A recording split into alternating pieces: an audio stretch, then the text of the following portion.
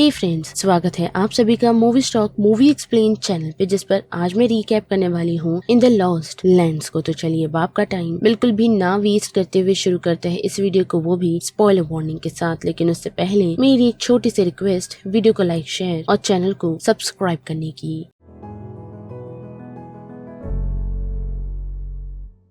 Film की शुरुआत हमें बॉयस नाम के एक शख्स से दिखाई जाती है, जो हमारी तरफ बढ़ हमें ये बताता है कि ये कहानी कोई फेरी टेल नहीं, जिसकी हैप्पी एंडिंग नहीं होने वाली। जिसके बाद हमें पता चलता है कि अर्थ अब पहले जैसा नहीं रहा। जी हाँ, अर्थ में कुछ ऐसे भी पार्ट मौजूद हैं जिसे लॉस्ट लैंड्स कहा जाता है, जहाँ लोग अक्सर आना जाना पसंद नहीं करते। साथ ही साथ वर्ल्ड को अब रूल करने के लिए एक सोसाइटी बनाई गई है जिसे ओवरलॉर्ड कहा जाता है। जिन सभी को मेंटेन करने का काम चर्च करता है, वो भी उनके आयरन फीस्ट की मदद से। जिसके बाद हमें दिखाया जाता है ग्रे नाम की एक विच को, जिसे एनफोर्सेस यानी कि चर्च के लोग फांसी दे रहे होते हैं। लेकिन हम देख पाते हैं कि ग्रे अपनी पावर को इस्तेमाल कर पास ही में खड़े एक शख्स को मैनिपुलेट करती है कि वो उसे उस फांसी के फंदे से बचा ले, जिसमें वो कामयाब भी होती है। पर उसके वहाँ से निकलते ही एनफोर्स के लोग उस शख्स की जान ले लेते हैं और बाकी बचे हुए उस विच की यानी कि ग्रे की तलाश में निकल जाते हैं। जिसके बाद फिर से हमें बॉयज दिखाया जाता है, जो ऐसे ही अकेले लॉस्ट लैंड में घूम रहा होता है, जिसे इस बात की भनक लग जाती है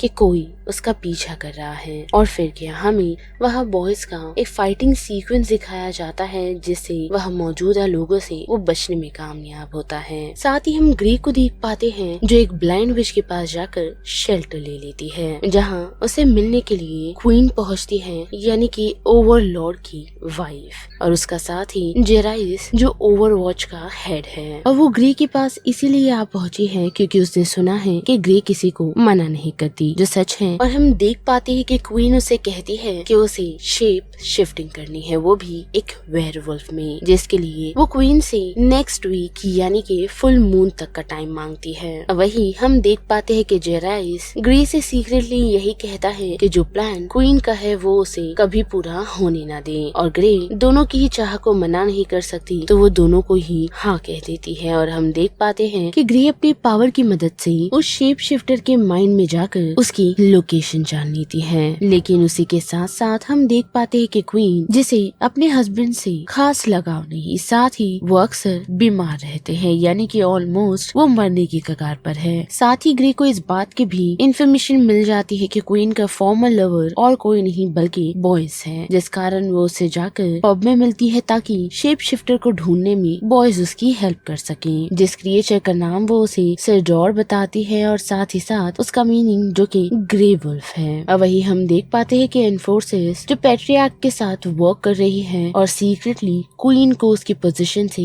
हटाने की कोशिश में है, जिस कारण उन लोगों ने पैट्रियार्क को भेजा है ताकि वो लोग ग्रे को रोक सके और उसके कन्फेशन से क्वीन को उसकी पोजीशन से हटाकर सबसे पहले ग्रे का खात्मा करे और फिर क्वीन को उसकी पोजीशन से हटाए। पर हम देख पाते हैं कि ग्रे और बॉयस उस सिचुएशन से निकलने में कामयाब होते हैं, जहां बॉयस लॉस्ट लैंड में उसकी जर्नी को ग्रे के साथ कंटिन्यू करता है। जिस जर्नी में वो लोग बॉयस की पुरानी दोस्त रोज और मारा के पास आ पहुँचते हैं। साथ ही हम देख भी पाते हैं कि बॉयस और मारा रोमांटिकली इन्वॉल्व भी है। पर कुछ समय वहाँ पे स्टे कर जैसे ही वो लोग अपनी जर्नी को कंटिन्यू करते हैं, तो हम देख पाते हैं कि एनफोर्सेस और उसके गुंडे रोज और मारा के पास आ पहुँचते हैं, जहाँ वो लोग उन्हें टॉर्चर कर उनसे ग्रे और बॉयस की इंफॉर्मेशन निकाल लेते हैं कि वो लोग किस लोकेशन की तरफ जा रहे हैं। और हम देख पाते हैं कि मारा अपने भाई को तड़पता देख ये झेल नहीं पाती और उन्हें बता देती है कि वो लोग स्कल रिवर की तरफ बढ़ रहे हैं। पर मारा का ये डिसीजन गलत होता है, क्योंकि हम देख पाते हैं कि वो लोग रोज को नहीं छोड़ते और मारा को भी अपने साथ ले जाते हैं। जिसके बाद वो डुओ सीधा जा पहुँचता है बॉयस के एक और फ्रेंड साइरस के पास, पर अनफॉर्चुनेटली उन्हें पता चलता है कि साइरस को ऑलरेडी चर्च ने फांसी की सजा दे दी है। और उसी दौरान उन लोगों की मुलाकात एनफोर्सेस और उनके गुंडों से हो जाती है। पर इस बार वो लोग पूरी तैयारी के साथ आए हैं कि ग्रे का पावर उन लोगों पर काम न करे, तो आंखों पर पट्टी बांधनी गई है। और बॉयस के जख्मों पर नमक छिड़कने के लिए वो लोग उन लोगों के सामने मारा को शूट कर देते हैं। जिसके बाद क्या चिढ़कर बॉयस ग्रे के साथ मिल एनफोर्सेस के गूंस के साथ बस गन फाइट पर उतर आता है, जिस दौरान हमें चेजिंग सीक्वेंस दिखाए जाते हैं जो कि एयर ट्रैम का है, जिसमें ऑलमोस्ट एंड फोर्सेस के गूंस ग्रे को मारने ही वाले थे उसके केबल को कट कर, पर बॉयस उसे बचाने में कामयाब होता है। पर उस कारण बॉयस के हाथों में एक बुलेट लग गई है और जो बुलेट उसके हाथ में लगी है वो उसकी जान लेने वाली थी, लेकिन ग्रे की पावर ने उसकी जान बचा ली, जिसने उस स्नाइपर की लेंसेज के साथ छेड़खानी की और उस कारण बॉयस बच पाया है। जिसके बाद क्या वो दोनों एनफोर्सेस से बच निकलने में कामयाब होते हैं और एनफोर्सेस केबल डिस्कनेक्ट होने के कारण उनका पीछा नहीं कर पाती। और जैसे ही वो डुओ अपनी जर्नी कंटिन्यू करते हैं तो लोगों का सामना एक ट्री जैसे दिख रहे मॉन्स्टर से हो जाता है, जिससे खुद को बचाने के लिए वो लोग अपने आसपास एक फायर रिंग क्रिएट कर लेते हैं। लेकिन उस ट्री जैसे दिख रहे मॉन्स्टर का एक लीडर भी है जो ग्रे को जानता है और उसे कहता है कि उसे यहाँ कभी लौट कर नहीं आना चाहिए था, जो सुनकर ग्रे एक स्पेल कास्ट करना शुरू करती है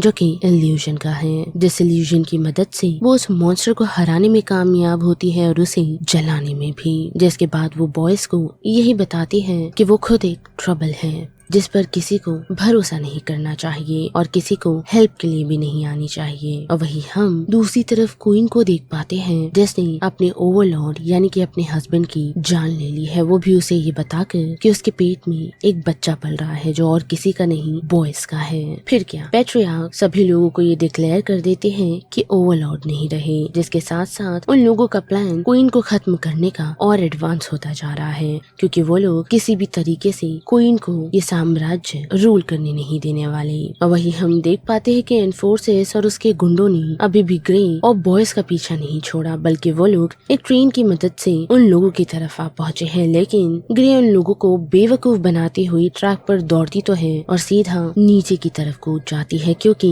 वो ट्रैक बीच में से टूटा हुआ था, जिस कारण एनफोर्सेस और उसके गुंडे जो उस ट्रेन में सवार थे न सिर्फ ट्रेन गिरने के कारण मारे जाते हैं, बल्कि ग्रे जो बिना कुछ सोचे समझे उस पटरी से कूदी थी उसे बॉयज बचा लेता है। और क्वीन की सेफ्टी के लिए वही हम देख पाते हैं कि जेराइस ने पैट्रियार्क को खत्म कर दिया है, क्योंकि उसे समझ आ गया है कि वो लोग क्वीन को मारना चाहते थे। साथ ही उसने ऐसा इसीलिए किया क्योंकि क्वीन और वो दोनों एक रिलेशनशिप स्टार्ट कर चुके हैं। और जब तक पूरे चांद की रात आ चुकी है तो ग्रे और बॉयज फाइनली स्कल रिवर पहुंच चुके हैं और वहाँ हमें पता चलता है कि सेडोर और कोई नहीं बल्कि बॉयज है, जो फुल मून देखते ही एक वुल्फ में ट्रांसफॉर्म हो जाता है, यानी कि बॉयज एक शेप शिफ्टर है जिसके लिए ही क्वीन खुद को बदलना चाहती थी। वही हम देख पाते हैं कि ग्रे बॉयज के साथ सिल्वर क्लॉ की मदद से एक बैटल करती है और कुछ समय के लिए जब बॉयज फिर से ह्यूमन में ट्रांसफॉर्म होता है और जैसे ही उसे होश आता है तो वो खुद को बंधा हुआ पाता है, जहाँ ग्रे उसे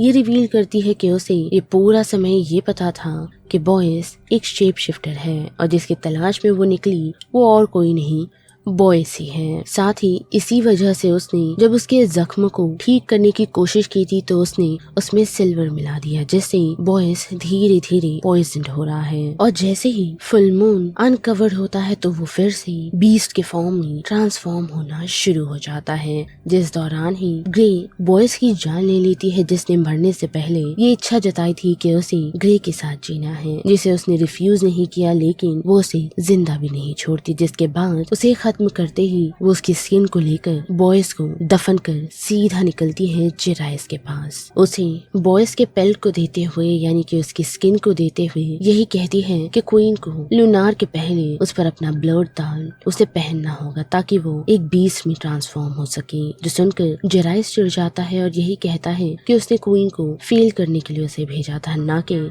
उसके डिजायर को पूरा करने के लिए। जिसके जवाब में क्वीन उसे यही कहती है कि उसे जो चाहिए था वो ऑलरेडी मिल चुका है, जो और कोई नहीं क्वीन है। जिस कारण जेराइस चुप होकर उसकी स्किन को क्वीन के पास ले जाता है, उसे ये सच्चाई बताते हुए कि शेप शिफ्टर और कोई नहीं बॉयज था। जो जान क्वीन टूट जाती है और जेराइस जो बॉयज को बीस्ट कहता है उससे चिढ़ उसकी जान ले लेती है। वही हम देख पाते हैं कि सिटी के सभी लोगों ने रिबेलियन छेड़ दी है, वो भी ओवरलॉर्ड के मरने के बाद। साथ ही चर्च का भी डाउनफॉल शुरू हो गया है और सिटीजन्स रिबेल कर चुके हैं और रिबेलियंस के कारण क्वीन महल को छोड़ और साथ ही बॉयज के पेल्ट को छोड़ वहाँ से भाग जाती है और उसका पेल्ट सन के साथ बर्न हो जाता है और उसी दौरान उसकी ग्रेव हिलना शुरू हो जाती है, क्योंकि बॉयज वापस जिंदा हो चुका है और सीधा ग्रे एलिस के पास आ पहुंचा है ताकि वो उसे मार सके, जिसके जवाब में ग्रे उसे कहती है कि वो उसी का वेट कर रही थी। पर बॉयस उसकी बातों पर भरोसा नहीं करता, लेकिन हम देख पाते हैं कि ग्रे